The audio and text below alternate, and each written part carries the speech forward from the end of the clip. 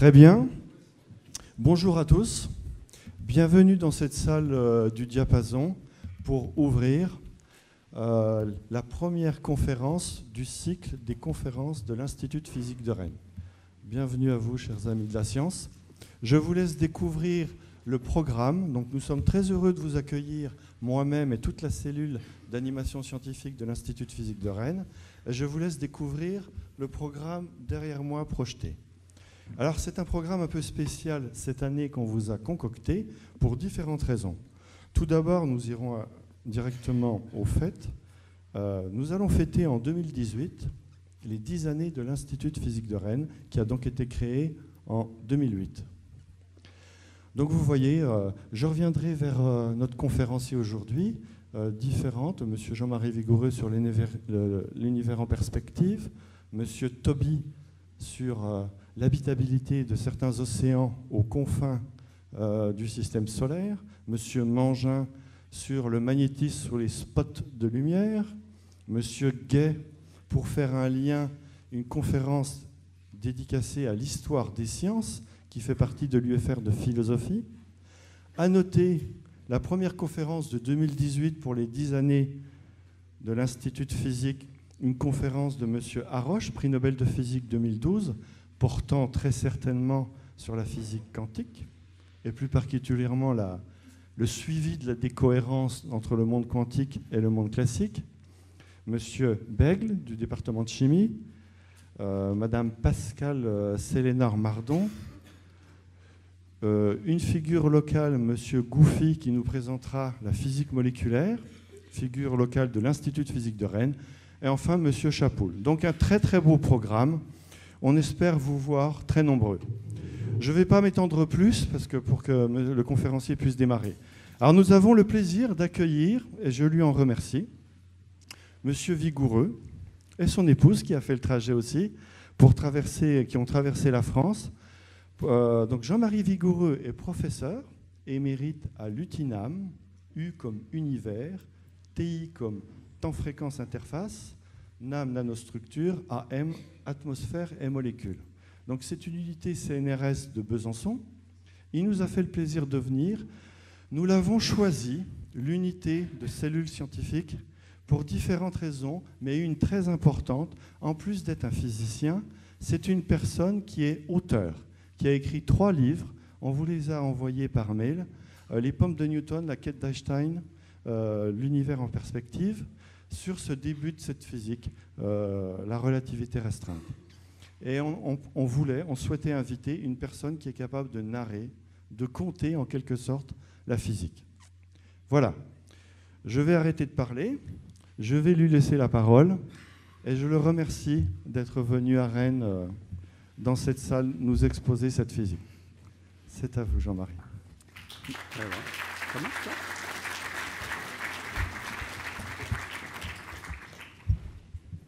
Voilà. Est-ce que vous m'entendez là comme ça ? Ça marche là ? Bon, eh ben, c'est très bien. Eh bien, donc, je vais effectivement vous parler des fondements de la relativité restreinte, qui sont aussi d'ailleurs les fondements d'une grande partie de l'œuvre d'Einstein, relativité générale comprise. Là, vous avez la photo d'Einstein quand, disons, 1 an avant qu'il publie la relativité.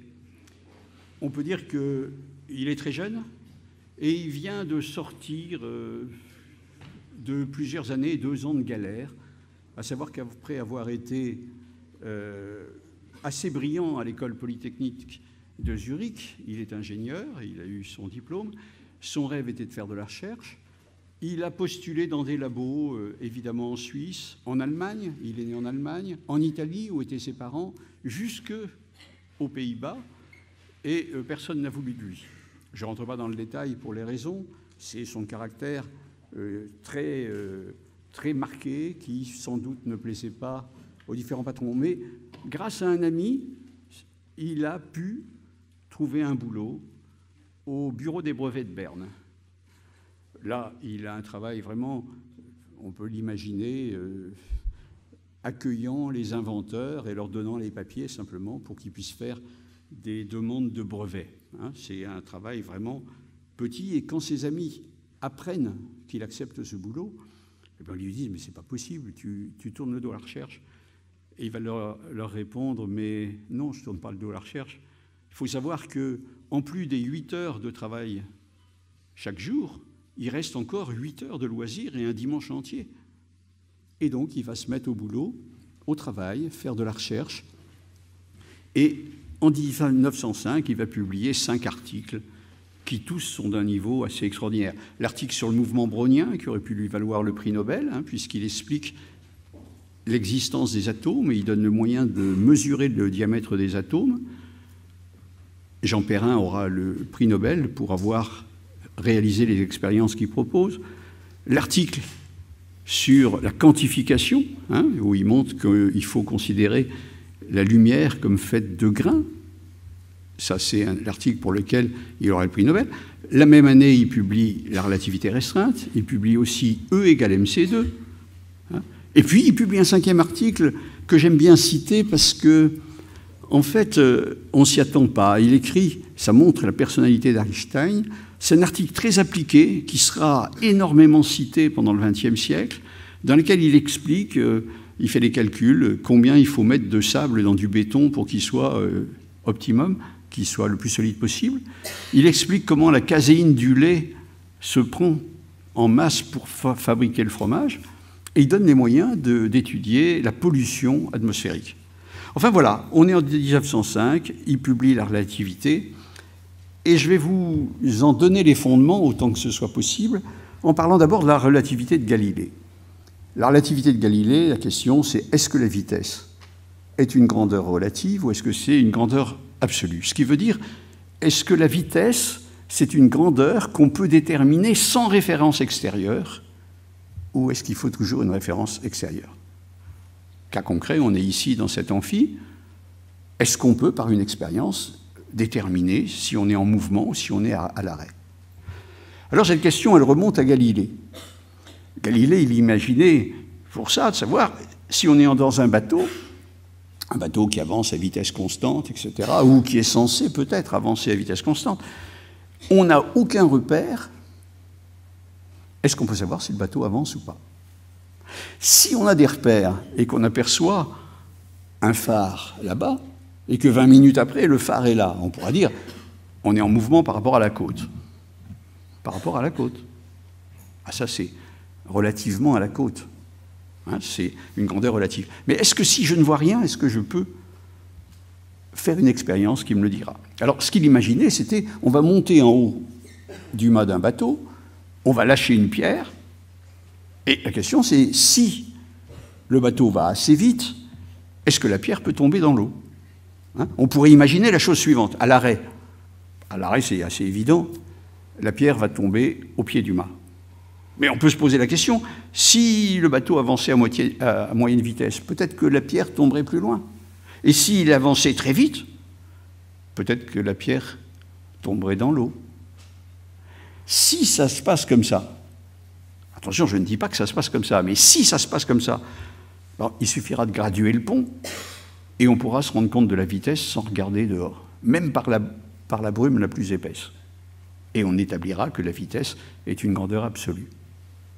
Si ça tombe au pied du mât, on dira on est arrêté. Si ça tombe sur la première graduation, on dira ça fait 3 nœuds, deuxième graduation, etc., etc.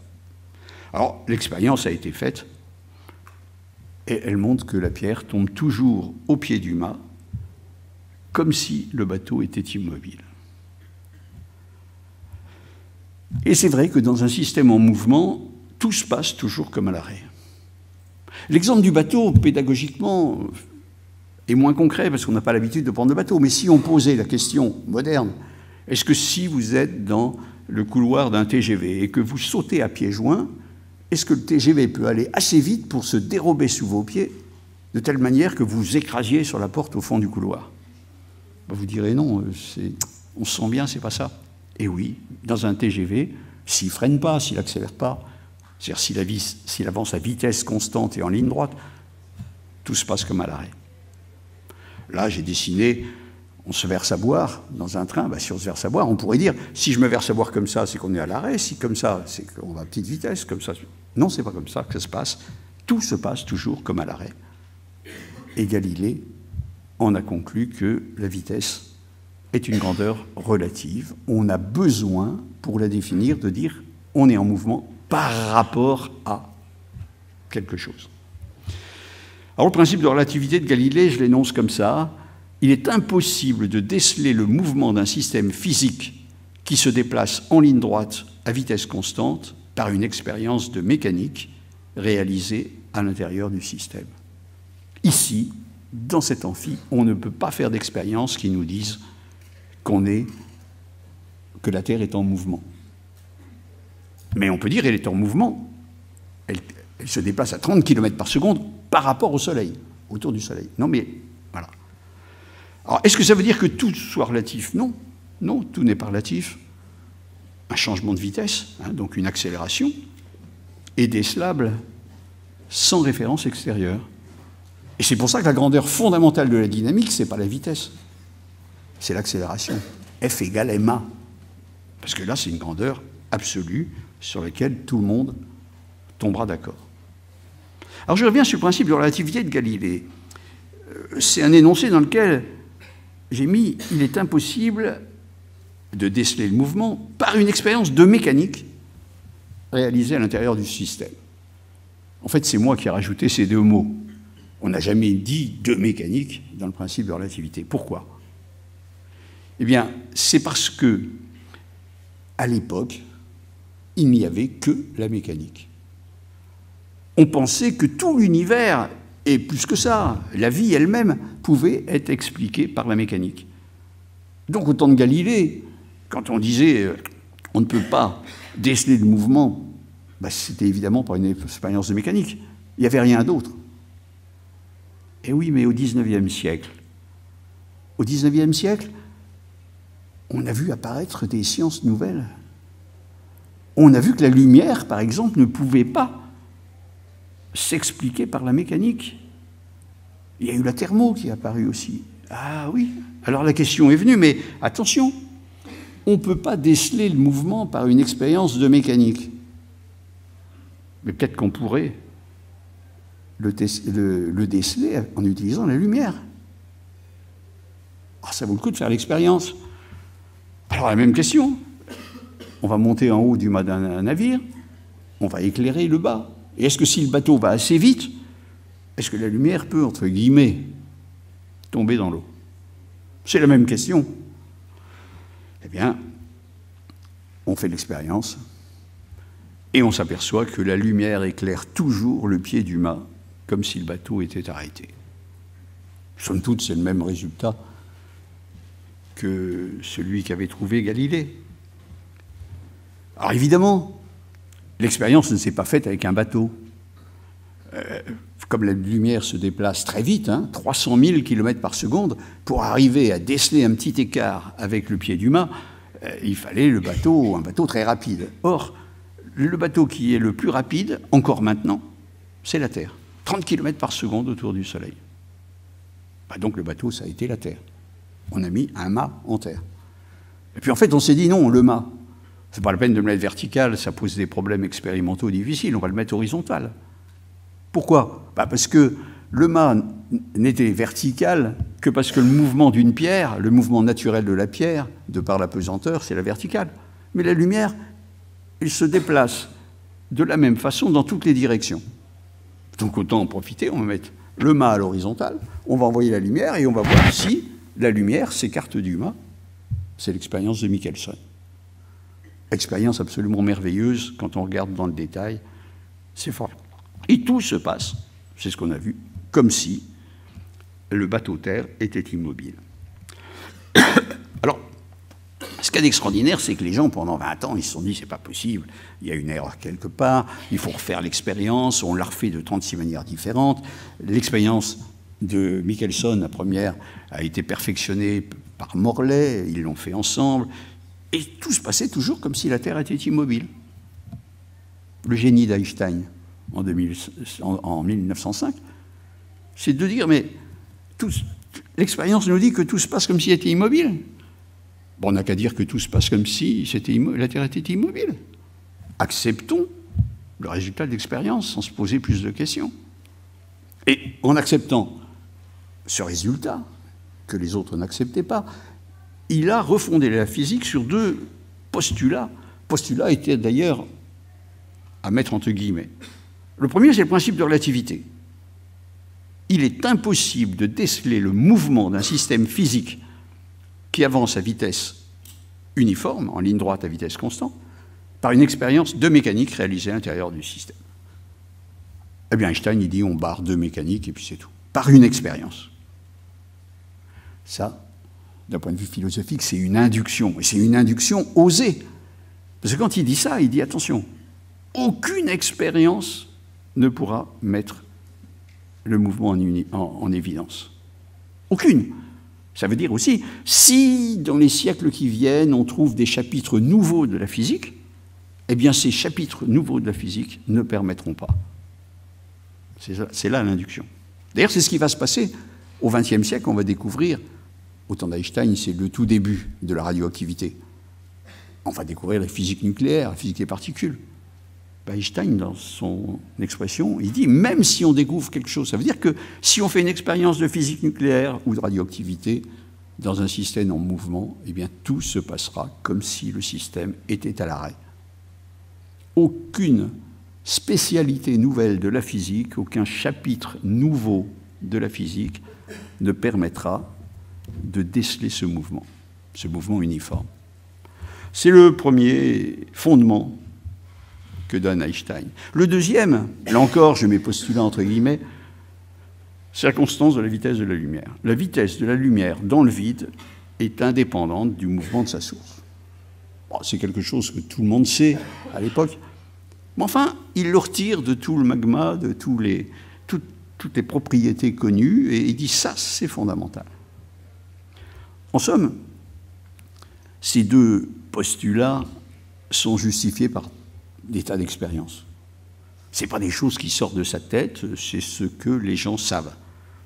Et chacun d'eux, pris séparément, est tout à fait acceptable. On vous aurait demandé de signer, est-ce que vous êtes d'accord avec ça? Vous auriez dit, bah oui, impossibilité de déceler, sans une référence extérieure, le mouvement. Bah oui, moi je signe. À l'époque d'Einstein, on le sait depuis 3 siècles. Hein. Galilée, c'était 1600, Einstein, c'est 1900. Alors, on est habitué qu'on ne peut pas. Il y a eu l'expérience de Galilée, il y a eu... C'est impossibilité, bah oui, d'accord. La vitesse de la lumière est indépendante du mouvement de sa source. Bon, on signe aussi. Pourquoi on signe? Parce qu'on connaît la lumière, et puis les propriétés de la lumière depuis 1 siècle déjà, et c'est une propriété bien connue. Donc, on est d'accord. Le premier postulat, entre guillemets, il est connu pour tous les corps matériels depuis 300 ans. Le deuxième, il est connu pour toutes les ondes depuis, pour la lumière 100 ans, mais pour les ondes sonores depuis bien plus longtemps. Et oui, c'est si vous déplacez en vélo, ou bien si vous êtes en voiture et que vous klaxonnez, le son du klaxon ne va pas partir plus vite parce que vous êtes en mouvement. La vitesse d'une onde est indépendante du mouvement de sa source. Rien, aucun problème. Petit tour en passant, sur lequel je ne vais pas m'arrêter, mais c'est intéressant. Einstein, là, il fonde la physique, il noue 2 postulats qui relient les ondes et les corpuscules. Le premier, c'est une propriété des corps matériels, et le deuxième, c'est une propriété des ondes. Et Einstein sera le premier en 1913 à un congrès de dire qu'il faut aller vers une physique dans laquelle il y a un lien entre ondes et corpuscules. Mais c'est un autre problème. Alors bien sûr, quand on voit ces 2 postulats, on les signerait sans problème, mais l'ensemble des 2 va conduire à des résultats étonnants. Le premier, bien sûr, c'est que la notion de durée n'est pas absolue. Là, je vais faire, en le simplifiant, le raisonnement que fait Einstein, et vous pouvez voir que chacun de vous aurait pu le faire.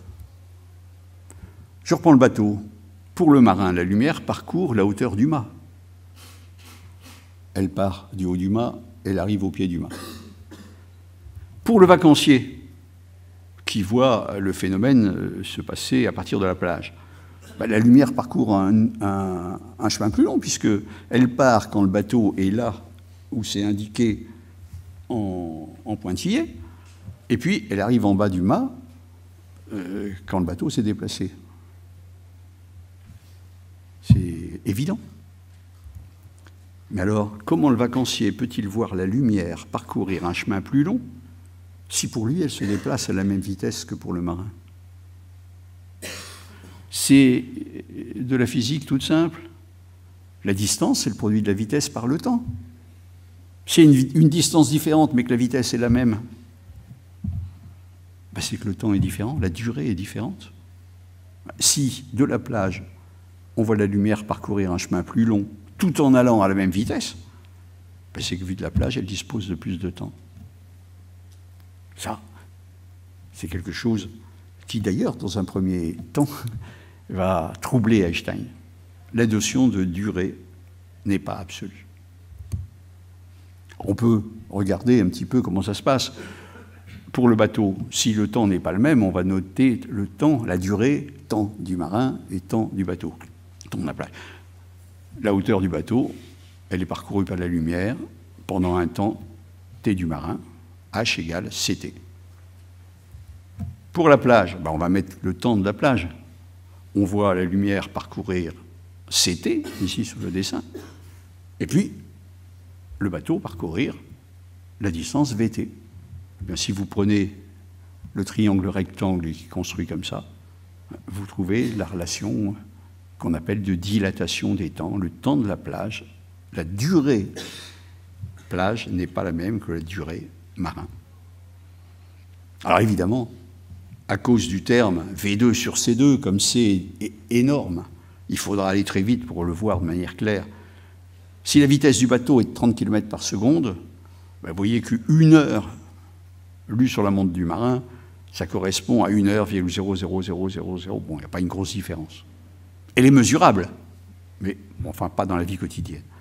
Mais si on se déplace à 290 000 km par seconde, la différence devient beaucoup plus notable. Et la première vérification, ça a été celle qui a été faite en étudiant des muons qui sont formés dans la haute atmosphère. La durée de vie, on dit la durée de vie propre du muon, c'est de quelques millionièmes de seconde. Même s'il allait à la vitesse de la lumière, il ne pourrait faire que 600 mètres. Or, il est formé, là j'ai pris le cas, à 6000 mètres, et il vient jusque sur la Terre. C'est parce que sa durée de vie m'apparaît 10 fois plus grande. Et puis il y a un autre effet, sur lequel je ne vais pas, on montre de même qu'il y a un effet sur les longueurs.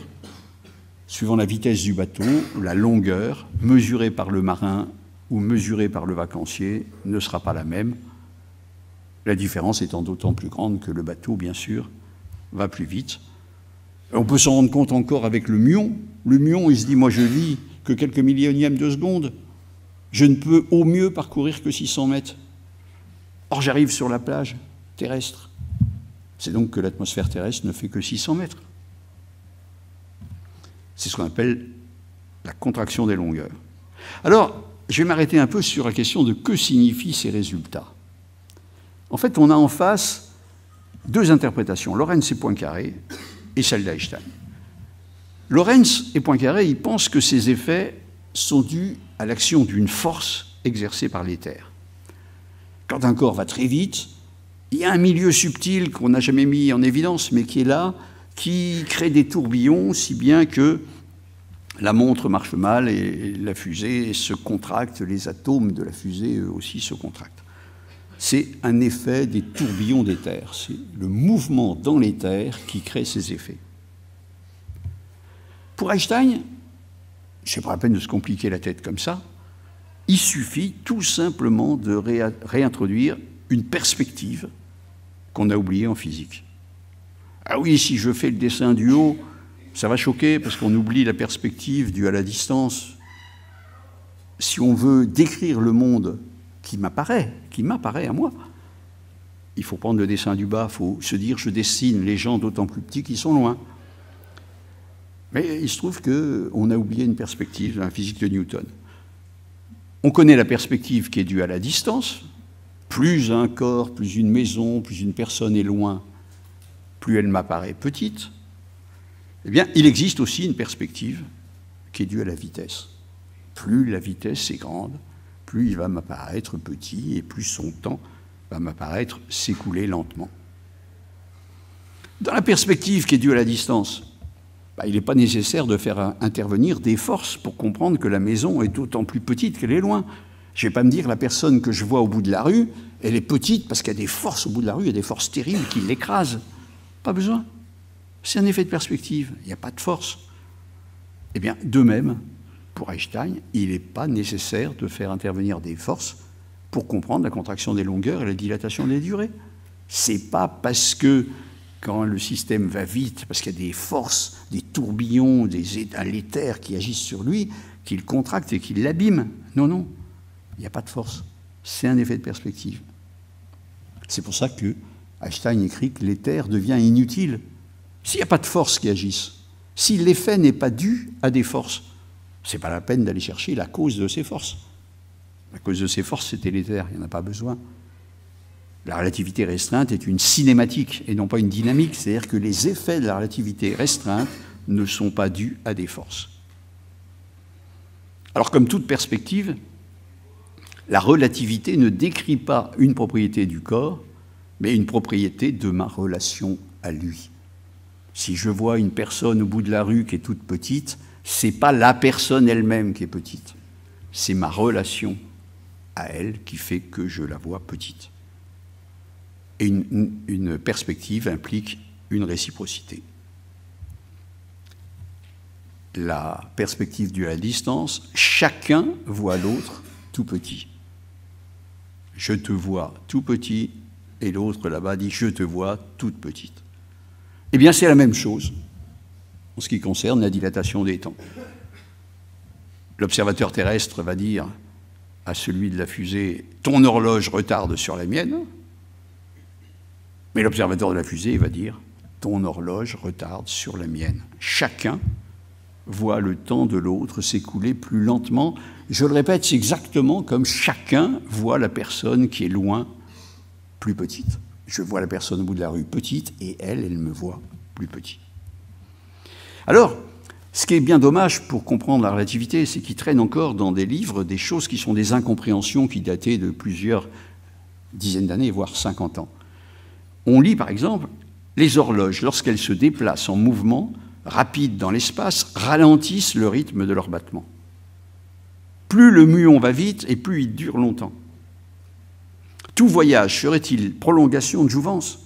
À défaut de former la jeunesse, les voyages très rapides la conservent. Ça laisse penser que si on était dans une fusée très rapide, on vieillirait moins vite. Mais c'est aberrant, c'est contraire au principe de relativité. Le principe de relativité, déjà depuis Galilée, donc depuis les années 1600, il nous dit que, quelle que soit notre vitesse, tout se passe comme à l'arrêt. Ça veut dire que si on était dans une fusée qui avance à vitesse constante, à une vitesse par rapport à la Terre voisine de celle de la lumière, pour nous, tout se passerait comme à l'arrêt. Donc notre montre marcherait comme à l'arrêt, notre cœur battrait comme à l'arrêt. C'est ça le principe de la relativité. Quelle que soit votre vitesse, tout se passe pour vous comme à l'arrêt. Alors, ce qu'il faut dire, ce n'est pas les horloges, lorsqu'elles se déplacent en mouvement rapide, ralentissent le rythme de leur mouvement. Il faut dire, dans ma description du monde, dans mon référentiel, on dit en physique, je dois assigner à l'horloge qui se déplace un rythme plus lent qu'à celle qui est immobile à côté de moi. C'est mon référentiel, ma description, et je dois. Exactement comme dans la perspective usuelle, je vais dire, dans ma description du monde, je dois dessiner la personne qui se trouve dans le lointain plus petite que celle qui se trouve tout près de moi. Ce n'est pas une question de savoir si la personne est petite, non. Dans ma description du monde, si je veux rendre compte dans un tableau de la réalité qui se déploie sous mon regard, je dois dessiner les choses comme ça.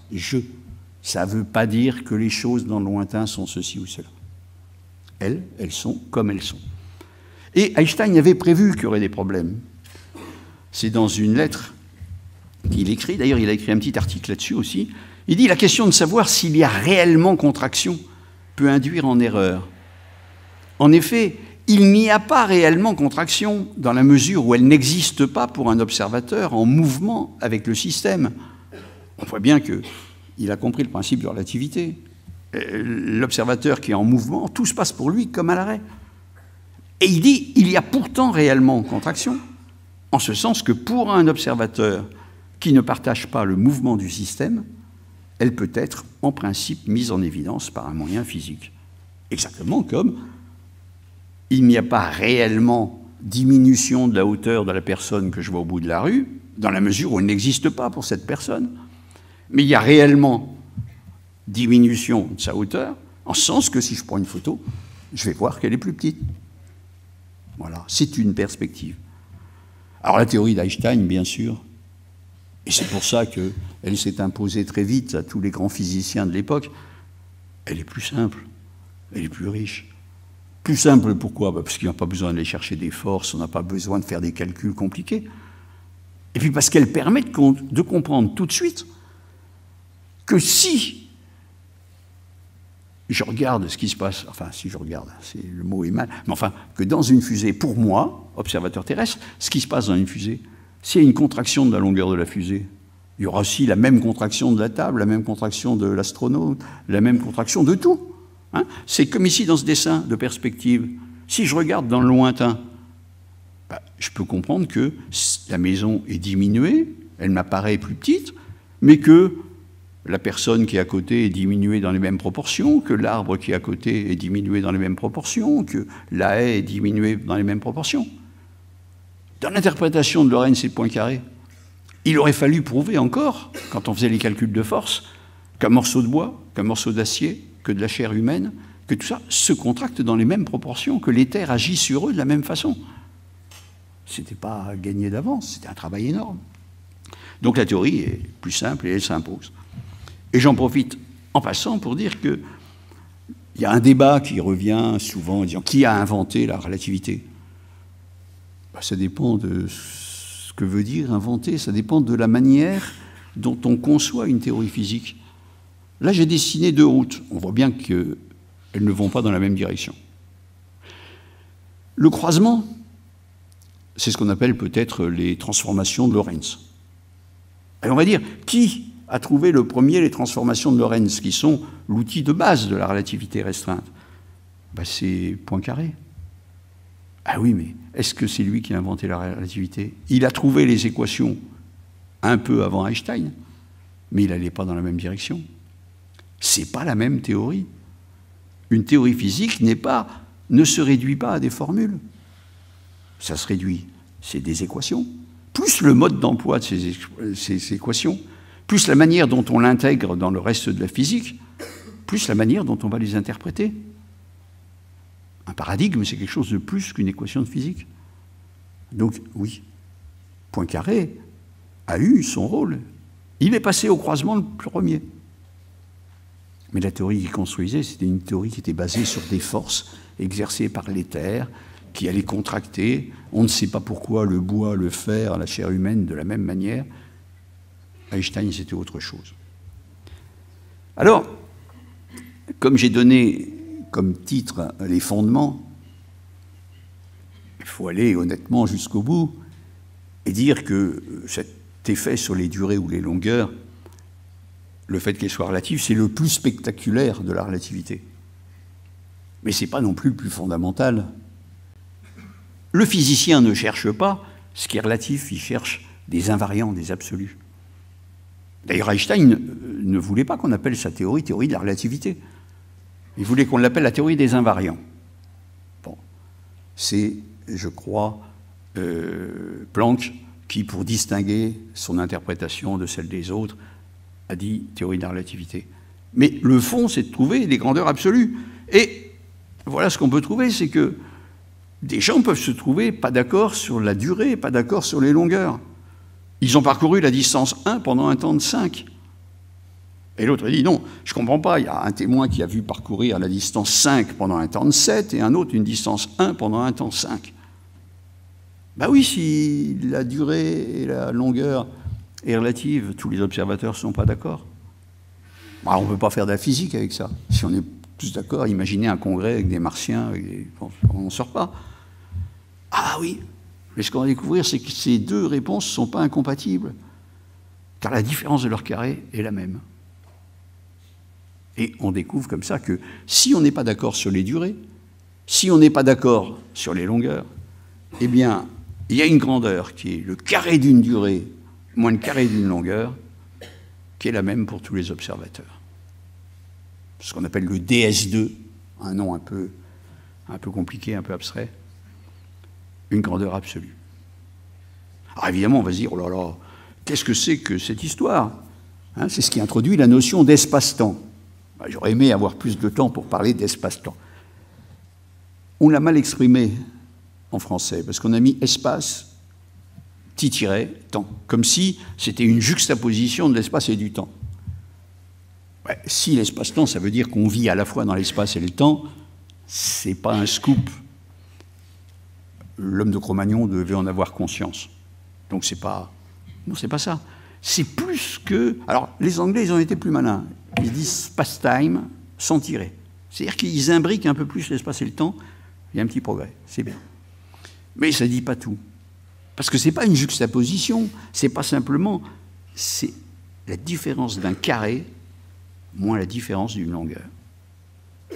La différence, pardon, du carré d'une durée moins la différence d'une longueur. Alors ça paraît abstrait, hein, qu'est-ce que c'est?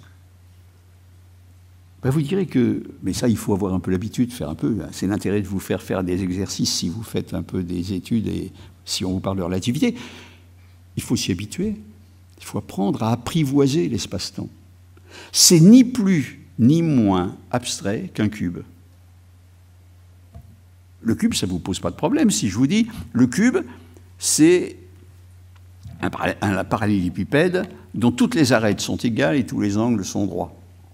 Vous dites, OK, mais vous n'en avez jamais vu. Quand on regarde un cube, on ne voit jamais que les arêtes sont égales et que tous les angles sont droits. Il n'y a aucune manière de regarder un cube qui nous le dit. Eh oui, c'est complètement abstrait, la construction du cube. Et de toutes les figures de la vie courante. Et oui, mais à force de les voir sous tous les angles, tout ça, on finit par se dire, ouais, c'est abstrait, mais ça doit exister. Ça doit exister. Parce que ça fait la synthèse de nos perceptions du réel. Eh bien là, c'est pareil. Quand on voit ça, on se dit, qu'est-ce que ça veut dire ça? Eh oui, mais quand on le regarde sous tous les angles, on finit par comprendre. Et puis, dans les fondements de la relativité, il y a quelque chose qui est encore plus extraordinaire de mon point de vue.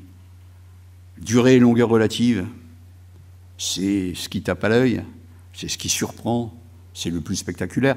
Grandeur absolue, c'est plus fondamental, parce que ça nous dit, bon, peu importe les durées et les longueurs, il y a une grandeur sur laquelle tous les observateurs galiléens peuvent tomber d'accord. Mais le plus extraordinaire, de mon point de vue, c'est ce qu'on a appelé un temps la covariance des lois physiques, qui nous dit que les lois physiques doivent s'écrire de façon identique pour tous les observateurs galiléens. Ça, c'est complètement prodigieux, parce que c'est un principe de physique, mais c'est le seul principe de physique dans lequel il n'y ait aucune équation, aucune notion de physique. Là-dedans, il n'y a pas de physique. On dit simplement, c'est simplement un principe d'écriture. Si vous écrivez de la physique, il faut que tous les observateurs galiléens puissent écrire la même chose. Vous vous rendez compte? L'introduction dans des théories physiques d'un principe qui est comment vous allez écrire. Vous allez prendre un crayon, vous allez prendre ça, et vous allez faire en sorte que.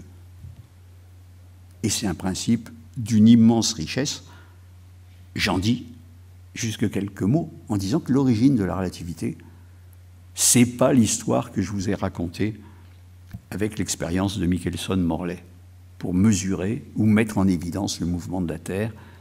Est-ce que la vitesse est relative ou pas? Non, c'est un problème d'électromagnétisme. Einstein, qui était un étudiant très consciencieux, qui écoutait bien ce qu'on lui disait, il s'étonnait de cette expérience. Vous approchez un aimant d'une spire électrique et il y a un courant dans la spire. C'est-à-dire que les électrons se mettent en mouvement. Mais comme il avait l'esprit bien synthétique et qu'il avait bien écouté, on lui avait dit, si vous voulez agir sur de la matière magnétique, il faut une force magnétique. Pour agir sur un système électrique, il faut une force électrique. Si vous voulez agir sur une masse pesante, il faut une force de pesanteur. C'est-à-dire qu'à chaque type de système, il y avait la force. Or là, il dit, il n'y a pas de force électrique et il y a un courant électrique qui apparaît. Il n'y a qu'une force magnétique. Pas normal. Alors, il creuse un peu la question et il va faire cette constatation que vous avez peut-être fait. On peut faire l'expérience de deux manières. Je peux avancer la spire ou la bobine de l'aimant, ou je peux approcher l'aimant de la spire. Deux manières, j'ai le même résultat. Et la mécanique, elle me dit, c'est logique. Vous avez le même résultat parce qu'on ne peut pas distinguer les deux cas. C'est la même chose d'avancer A par rapport à B ou B par rapport à A. Les effets physiques sont les mêmes. Ah oui, mais le cours qu'on dispense à Einstein, on lui dit, attention, dans le premier cas, il faut écrire une équation, dans le deuxième cas, il faut écrire les autres. Alors là, Einstein, il dit, moi, je ne suis plus, je ne comprends pas. Covariance des lois physiques, écrire la même chose. Il dit, comment savoir quelle formule appliquer si je ne peux pas distinguer les deux cas? C'est ça qu'il trouve quand il est étudiant. Il dit, ça veut dire que la théorie de Maxwell n'est pas compatible avec la mécanique de Newton. Newton nous dit, c'est la même chose. Électromagnétisme nous dit, dans les deux cas, il faut procéder différemment. Ah, il dit, il faut absolument que je trouve comment faire. Ah, il se passe quelque chose. Ah ben oui, non, pas besoin de ça. Voilà. Donc, il va se dire, il faut impérativement que l'observateur qui habiterait sur la spire écrive les mêmes équations que celui qui écrirait sur la planète aimant. Une seule et même équation. Et en faisant ça, il va vous comprendre que l'électron ne voit pas comme on croit le champ magnétique, mais en perspective. Le champ magnétique observé en perspective apparaît comme un champ électrique, et c'est pour ça que les électrons se mettent en mouvement dans la spire. Si le moteur électrique ou l'alternateur n'avait pas été inventé, c'est la relativité, c'est Einstein qui les a inventés. Mais là, on les connaît déjà depuis 60 ans. Vous voulez créer de l'électricité, vous n'avez aucune force électrique, aucun système électrique à votre disposition, prenez un aimant et mettez-le en mouvement. La spire électrique, la bobine, va voir un champ électrique. Et donc, vous aurez un mouvement d'électrons. Une autre explication, une autre application, ben, c'est la relativité générale. Même chose. Einstein, il est choqué. Vous avez une fusée qui accélère ou une fusée qui est posée sur une planète. Dans les deux cas, si vous trébuchez, vous tombez. Et dans le premier cas, on vous dit bah, la loi de Newton. Pourquoi vous tombez? Parce que F égale G MM' sur R2. Et dans l'autre cas, on vous dit attention, il faut écrire moins M1. C'est l'accélération qui intervient. Bah, en réfléchissant, il voit qu'il est impossible de distinguer les deux cas par une expérience de physique. Alors, il dit c'est aberrant. Si je ne peux pas distinguer ces deux cas, comment savoir quelle formule appliquer? Est-ce que je dois prendre la loi de la gravitation ou est-ce que je dois prendre F égale moins M1? Alors il dit non. Principe de covariance, il faut écrire les deux équations, les deux cas de la même façon. Alors on voit très bien après comment il va cheminer. Il dit dans la loi de la gravitation, bon d'accord, il y a la masse, dans l'autre aussi, mais l'accélération, les ingrédients de l'accélération, c'est de l'espace et du temps. Équation en dimension pour les étudiants, hein, c'est LT-2. Bon, il y a de l'espace et du temps. Mais il dit, si je veux une seule équation, il faut décrire la gravitation en termes d'espace et du temps. C'est-à-dire qu'il faut que je donne à l'espace et au temps des propriétés. Et c'est pour ça qu'il va dire que la gravitation, elle est due à la courbure de l'espace-temps. Hein, pour écrire ces deux équations d'une seule manière, il se dit il faut que je mette les mêmes ingrédients dans les deux.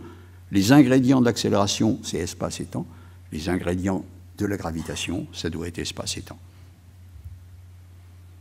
Alors, il y aurait quand même pas mal de choses à dire, mais on pourra peut-être discuter un petit peu, mais 45 minutes, hein, ça va faire speed. Les fondements, ben, ils sont là. Durée et longueur sont relatives.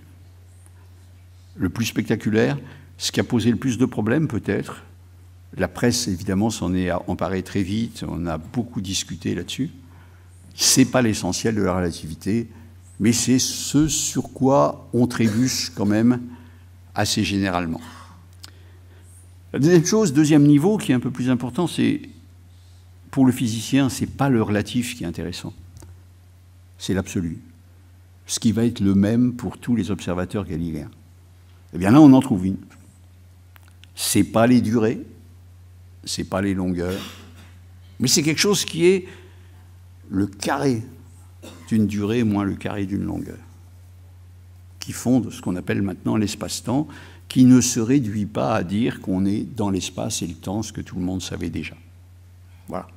Mais ça, c'est le fondamental.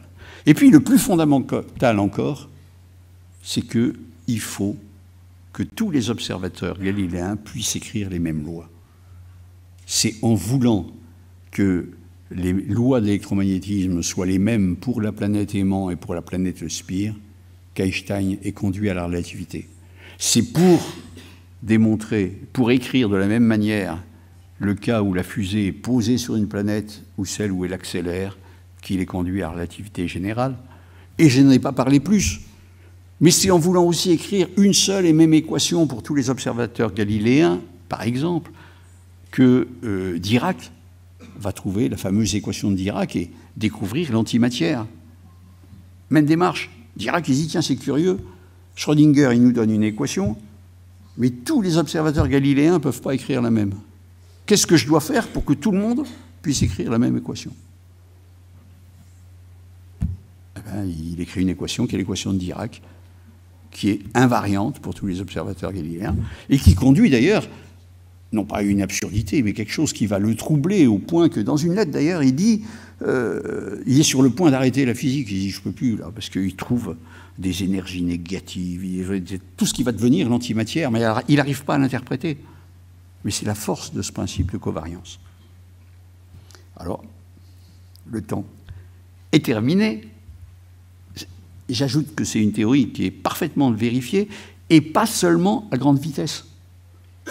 Je vous l'ai dit tout à l'heure, la base historique de la relativité, c'est pourquoi est-ce qu'il y a de l'électricité qui se crée dans une spire quand on approche un aimant. C'est-à-dire qu'un moteur électrique, le fonctionnement d'un moteur électrique s'interprète rigoureusement que dans le cadre de la relativité. Ce n'est pas une question de vitesse. Il y a d'autres choses qui ne s'interprètent que dans le cadre de la relativité. Les propriétés particulières de l'or ou du mercure sont des effets relativistes.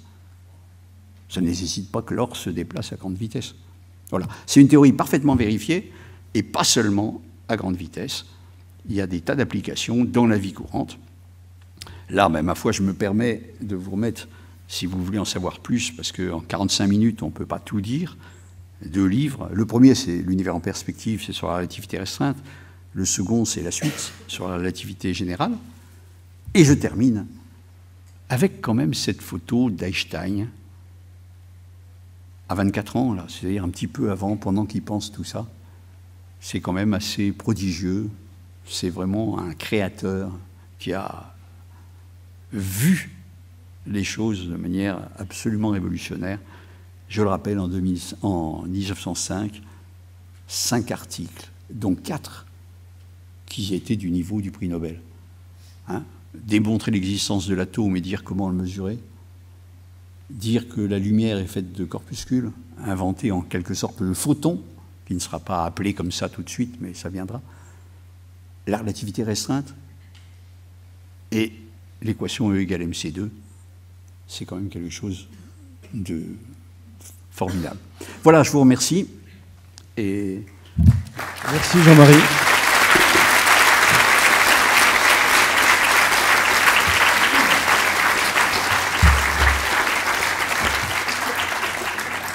Merci Jean-Marie de nous avoir conté avec autant de pédagogie cette partie d'histoire et de physique.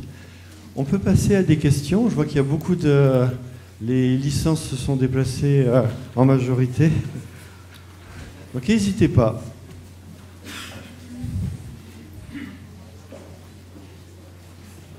Oh bien, bonjour et puis merci pour cette conférence. J'ai rarement vu quelqu'un aussi pédagogue, donc vraiment merci beaucoup. Et j'avais une question, il me semble que sur une de vos slides, moins que je me trompe, il y avait la Terre et une fusée qui partaient, et puis l'une des horloges retardait sur l'autre, mais c'était vrai pour l'inverse. Donc ma question c'est, si la fusée part, elle fait un grand tour, donc l'horloge se décale par rapport à la Terre et inversement, mais si elle revient sur la Terre, dans ce cas, quelle horloge est en retard par rapport à l'autre? Oui, alors là, j'ai hésité, en préparant la conférence, de parler de ça, mais pour l'expliquer de manière très claire, il aurait fallu plus de temps.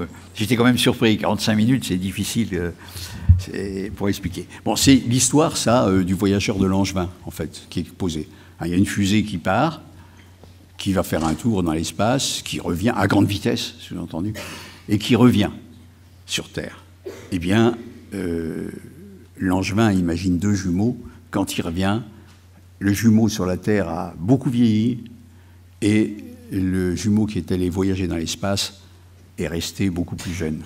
C'est-à-dire qu'ils n'ont pas, entre guillemets, le même âge. C'est-à-dire que la durée du voyage pour le terrien n'a pas été la même que celle pour le voyageur. Alors ça choque, parce qu'on dit, mais alors, toute la perspective, j'ai dit, c'est basé sur la réciprocité. Chacun voit le temps de l'autre passer moins vite. Comment ça se fait, ça?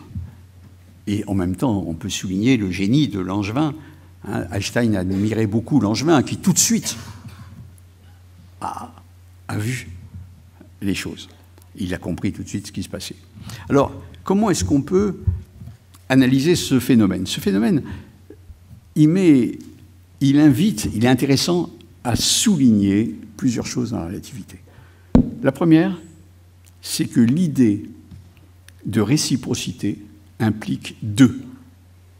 Même dans le dictionnaire, vous allez voir, verbe réciproque, ça implique deux sujets. Deux, pas trois, deux. Moi, je vois quelqu'un petit au bout de la rue, c'est réciproque. La personne qui est au bout de la rue me voit petit. Mais si on est trois, la réciprocité est brisée. Elle est brisée. Il n'y a pas de réciprocité à 3 ou 4 ou 5. Par exemple, je prends la perspective à laquelle on est habitué quotidiennement. Je vois quelqu'un petit au bout de la rue. A voit B petit au bout de la rue. B voit C petit au bout de la rue. Ça ne veut pas dire que A voit C petit. La personne peut être à côté de moi. Moi, je vois la personne là-bas petite. La personne là-bas voit mon voisin petit, mais moi, je le vois grand. Dès qu'il y a 3, et ça, c'est quelque chose qu'on ne dit pas assez, la relativité implique 2 référentiels galiléens. La réciprocité implique 2 référentiels galiléens. Si on a 3, c'est plus valable. C'est le premier point. C'est plus valable, pourquoi? C'est plus valable, ça veut dire... Où sont les référentiels galiléens? Il y a celui de la Terre, on suppose galiléen pour l'expérience. Il y a celui de la fusée qui part, qui a une vitesse donnée. Et puis il y a celui, troisième référentiel, de la fusée qui revient. Quand j'ai que les deux, le départ, chacun voit le temps de l'autre plus petit. Quand j'ai que les deux qui reviennent, la fusée qui revient à la Terre, chacun voit le temps de l'autre plus petit. Mais quand j'ai les 3, la fusée qui part, qui revient, et la Terre, la symétrie est brisée. Ça veut dire quoi, premier point? Physiquement, ça veut dire que comme dans l'espace, il y a le fait de lier l'espace et le temps, comme dans l'espace, on peut aller d'un lieu à un autre en parcourant des distances différentes. Vous allez de Rennes à Paris en, je ne sais pas combien, 300 km, mais vous pouvez aussi aller de Rennes à Paris en 2000 km, si vous faites un grand détour. Dans l'espace, on peut aller d'un lieu à un autre par des longueurs, des distances différentes. Eh bien, dans l'espace-temps, c'est pareil, on peut aller d'une date à une autre par des durées différentes. Premier résultat des voyageurs de Langevin. Vous pouvez aller de 2017 à 2057 en 40 ans, ou vous pouvez y aller en 10 ans. On peut aller, de même qu'on peut aller dans l'espace d'un lieu à un autre par des distances différentes, l'espace-temps fait qu'on peut aller d'une date à une autre par des durées différentes. Alors, si on analyse ça, il y a eu des tas d'analyses. On va se dire, mais alors, là-dedans, le demi-tour doit être important. Il y a des gens qui ont dit, le demi-tour, c'est lui qui fait tout. Et ils ont dit, c'est l'effet d'accélération, le demi-tour, qui fait que un effet de relativité générale va bloquer l'écoulement du temps pour le voyageur de la fusée. C'est faux. On peut imaginer 2 voyages avec le même demi-tour, mais un voyage qui dure 10 fois plus longtemps que l'autre, et la différence de durée sera 10 fois plus grande. Donc ce n'est pas le demi-tour qui joue. On peut toujours faire en sorte que l'effet du demi-tour soit négligeable. Cependant, le demi-tour est essentiel. Et ça, c'est intéressant parce que ça fait réfléchir à la manière dont on raisonne en physique. Quand on cherche en quoi le demi-tour est utile, il est utile parce que sans lui, il n'y aurait pas cette différence d'âge. Mais il n'ajoute rien, ou du moins il peut ne rien ajouter sur la différence d'âge. Exactement comme si vous faites un triangle. Vous faites un triangle. Eh bien, la longueur des deux, pour avoir du vocabulaire, je vais dire un triangle rectangle. Ce n'est pas obligatoire. Eh bien, l'hypoténuse dans un triangle rectangle sera toujours plus courte que la somme des 2 autres côtés. L'angle droit qui relie les 2 autres côtés, il est essentiel, puisque c'est lui qui permet d'avoir le triangle. Mais il n'ajoute aucune longueur. C'est ce qui se passe pour le voyageur de Langevin. Le demi-tour n'ajoute aucune durée, mais il est essentiel pour briser la symétrie. Alors je vais résumer. Dans le voyageur de Langevin, il met en évidence que dans l'espace-temps, de même que nous sommes habitués à aller d'un point à l'autre par des distances différentes, on peut aller d'une date à une autre par des durées différentes. Pourquoi la symétrie est brisée? Parce que les transformations de Lorentz, disons parce que les résultats, la réciprocité n'est valable que quand on a 2 référentiels galiléens. Dès qu'il y en a plus de 2, eh bien, on brise la symétrie. On la brise en faisant quoi? En tournant avec une accélération, en faisant un demi-tour. Ce tournant est essentiel, mais pas de manière mathématique. Il n'apporte pas, ou du moins il peut ne pas apporter, si on se débrouille bien, de différence appréciable. Je ne sais pas si il aurait fallu préparer des diapos, ça aurait été un peu long, hein, mais c'est vrai que c'est une question intéressante et qui est très riche au niveau de la compréhension de la relativité. Très bien, merci Jean-Marie. On va arrêter les questions, certains vont reprendre leur cours. On remercie, il y aurait beaucoup de choses à dire, pas rien que sur le temps, mais sur la causalité, les chaînes causales, à cause de tout ceci, que vous verrez peut-être en L3. Merci Jean-Marie. Merci.